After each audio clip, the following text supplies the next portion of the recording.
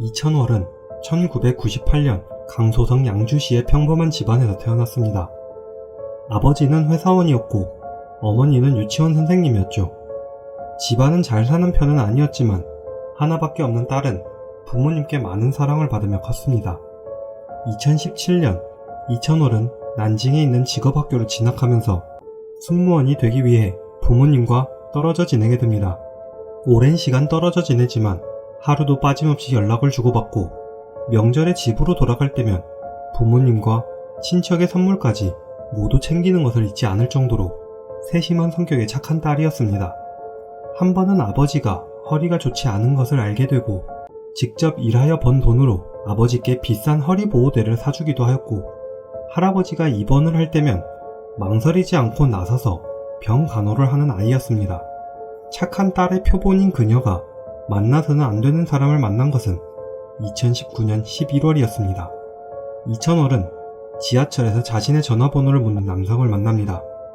어떻게 해야 할지 모르고 있을 때 키 190cm가 넘는 홍교라는 남성이 나타나 자신을 도와줍니다. 큰 키에 신사적인 글을 보며 전화번호를 교환하며 둘은 자연스럽게 만남을 이어갑니다. 12월이 되어 둘은 정식으로 교제를 하게 되고 홍교를 알면 알수록 더 기댈 수 있는 사람이라는 생각을 가집니다. 이천월은 2020년 6월 대학 졸업 후 코로나 때문에 기존 계획대로 싱가포르의 항공사로 취업을 하지 못하게 되자 난징에 남아 취업 준비를 하며 홍교와 함께 살게 됩니다. 2020년 7월 9일 밤 이천월의 어머니는 평소와 같이 딸에게 전화를 하지만 딸은 전화를 받지 않습니다. 다음날 새벽에 다시 한번 전화를 해보지만 핸드폰이 꺼져 있는 것을 듣고 딸이 핸드폰을 충전하지 않아서 전화를 받지 못하는 것이라고만 생각합니다. 7월 12일 부모님은 전화가 되지 않는 딸이 걱정되어 홍교에게 연락합니다. 그는 지난 8일 싸운 뒤 집을 나가 연락이 되지 않는다며 핸드폰은 꺼져 있고 메신저는 답장이 없다고 대답합니다. 부모님은 바로 난징으로 향하여 딸을 찾으러 갔고 홍교는 이천월의 부모님과 함께 애플 매장으로 가서 핸드폰의 위치 추적을 해보자고 제안합니다. 애플 아이디와 비밀번호를 몰라 실패하며 절망에 빠져있는 부모님에게 홍교는 위로의 말을 남깁니다. 이천월이 집에 있는 5만 위안을 들고 나갔으니 아마 밖에 나가서 바람 좀 쐬다 돌아올 것이라고 말이죠. 7월 13일 오후 실종된 지 4일째 되던 날 경찰에 신고를 합니다. 다음날 경찰은 이천월이 찍힌 CCTV를 보게 되었고 7월 9일 오전 10시 42분 이천월이 작은 가방과 양산만 들고 집을 나선 것을 알게 됩니다. 그 뒤로 이 집에 다시 돌아오지 않았습니다.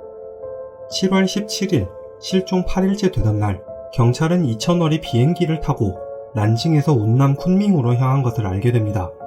그리고 쿤밍에서 바로 환승하여 시성반나의 맹해연으로 향한 것까지 말이었죠. 그날 밤 9시 16분 맹해연의 검사장을 끝으로 그녀의 행적은 끊겼습니다. 친척 오빠는 이천월이 메신저에서 운남의 여행 공략글을 즐겨찾기 해둔 것을 발견합니다. 하지만 만약 바람을 쐬러 이곳에 여행 온 것이라면 대리로 가지 않고 굳이 외곽 지역인 맹해연으로 향한 것은 알 수 없는 일이었죠. 7월 23일 실종 15일째 되던 날 난징에서 2655km가 떨어진 운남성의 맹해연에서 아버지는 경찰과 함께 딸을 찾기 시작합니다. 7월 27일 실종 19일째 홍교의 전화가 걸려옵니다.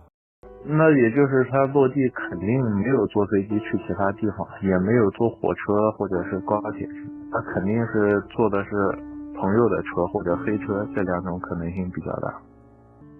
但是如果人家带他比如说走野路，他们有其他什么渠道的话，那也口岸也没办法知道，就是毕竟这种东西永远都存在。 맹해현은 미얀마와 태국에서 가까운 곳에 있는 지역이었고 실제 마약이 많이 운반되는 곳이기도 합니다.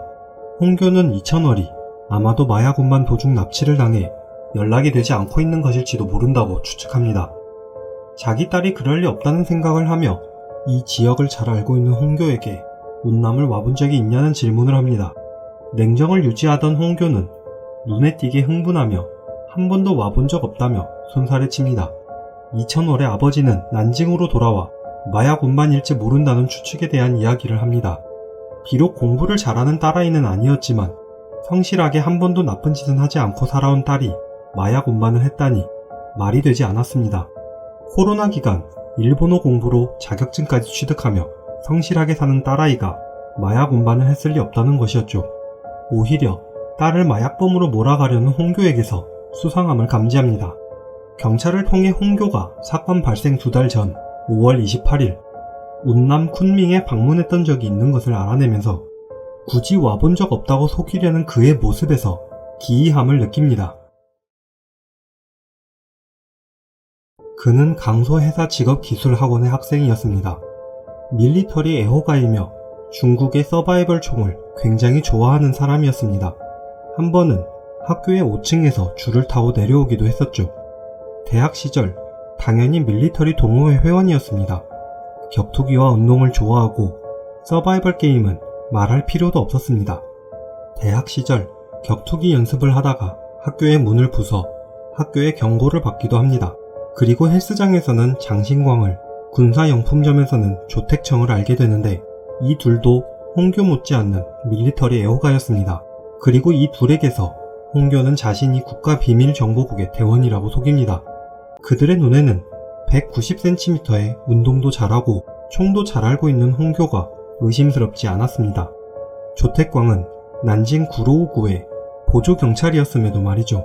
이 세 명은 군사 지식을 공유하기 위해 SNS로 그룹방도 만들고 그 이름을 인민군 작전단이라고 명명합니다.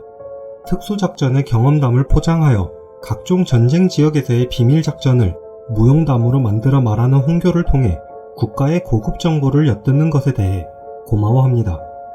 하지만 조금만 더 자세히 물어보려고 하면 국가 규정상이라는 말로 대답을 회피했고 이 모습조차도 진짜 같았습니다. 하지만 경찰의 조사 결과 비밀작전 부대원이나 특수작전 대원이 아닌 학교에서 퇴학당한 백수에 불과했습니다.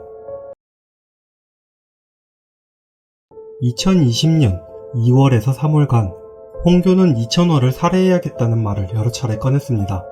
태국에서 혹은 미얀마에서 그녀를 데리고 가서 조용히 처리하고 온다는 말이었죠. 2020년 7월 6일 홍교가 선택한 장소는 운남의 맹해현 보이차 공원이었습니다.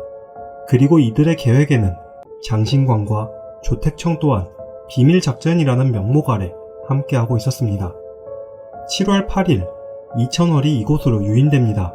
홍교는 이천월과 며칠 전부터 연락을 단절하였고 평소 함께 게임을 즐기던 장신광과 조택청을 통해 이천월이 홍교와 연락하지 않으면서 목적지로 유인해내는데 성공합니다. 목적지에서 손전등 한 개에 의지하며 보이차 공원으로 들어간 이천월은 그대로 실종됩니다. 이천월은 남자친구가 국가 비밀조직의 일원이라는 것만 알고 있었고 자세한 것은 알지 못했습니다. 이천월의 부모님을 만나 함께 밥을 먹을 때에도 고개를 숙이고 핸드폰만 보고 있는 예의라고는 눈 씻고 봐도 찾아볼 수 없는 행동을 할 때에도 이천월은 특별한 사람이기 때문이라고 포장했습니다. 2020년 1월 1일 홍교의 집에서 친구들과 함께 이천월이 신년을 맞이하기로 했습니다. 하지만 이천월이 일이 있어 자리를 비웠고 홍교는 이때 여자친구가 자신의 체면을 살려주지 않는다고 생각하며 살해 충동을 느낍니다. 같은 해 4월 홍교는 이천월이 일하는 옷가게의 정문에서 그녀를 기다립니다. 5분 뒤에 오겠다는 이천월은 30분이 되어도 나오지 않자 분명 다른 남자와 함께 있어서 그런 것이라고 생각합니다. 복종하지 않는 여자친구는 용서받을 수 없는 일이라고 생각하며 해서는 안 되는 계획을 세우기 시작합니다. 홍교는 장신광과 조택청에게 이천월을 험담합니다. 돈을 함부로 쓴다거나 국가의 돈을 가져와 쓰게 한다거나 국가 기밀을 엿듣는다는 식으로 말이죠. 그리고 홍교는 이 둘에게 임무를 부여하며 국가 비밀 조직에 들어올 수 있는 기회라는 말로 속입니다. 2022년 7월 7일 난징 여대생 사건이라는 이름으로 열린 법정에서 홍교에게는 사형을, 장신광과 조택청에게는 사형 집행유예가 내려집니다. 홍교의 아버지는 사법부의 고위공직자였습니다. 돈과 권력이 어느 정도 있는 그는 이천월의 아버지에게 전화하여 100만 위안 정도면 합의가 가능한지 묻습니다. 이 아버지의 영향인지 근거는 없지만 8월 26일 2심의 판결이 미루어지고 9월 20일 1심의 판결인 사형은 유지되지만 2023년 4월인 현재까지 사형은 집행되지 않고 있습니다. 비행기로 4시간이 넘는 거리도 아무 의심 없이 남자친구에게 달려간 이천월. 그런 여자친구를 억울하게 만든 것도 모자라 그녀의 아버지에게 마약 운반책이었던 것 같다는 말까지 한 홍교. 인생에 진실이 없던 홍교와 같은 사람이 다시는 나오지 않기를 바랍니다. 세상의 모든 이야기 지상이었습니다.